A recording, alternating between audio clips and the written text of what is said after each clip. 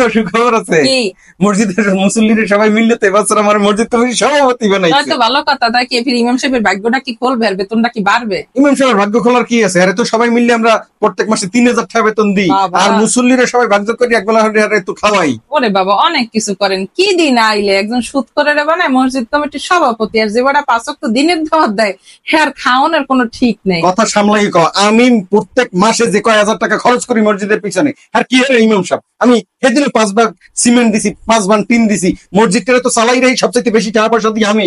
আমার সভাপতি বানাইবে না বানাইবে কারে? আসলে ইমাম সাহেব কি হারে? ইমাম সাহেব তো কি 5 ওয়াক্ত দিনের দাওয়াত দেয়, আল্লাহর নাম লাই, এছাড়া তো আর কিছু কেন। আর আমনে কত কিছু হরেন, আমনে সুদে টাকা লাগান, সরা সুদে টাকা লাগান, মানুষের জমি গরু হেইয়া বন্ধক হইয়া সুদে টাকা দান, হেই এরপর হইলে যে সেই সুদের যায় সেই জমিটা খাইয়ে হেলান, গরুটা খাইয়ে হেলান, সেই ইনকামের টাকা দিলে যে আপনি কত সুন্দর মসজিদে দান সদ্গা করেন। অবশ্যই যারা আপনার এই সভাপতি বানাইছে হেরা জানে যে আপনি একটা ভালো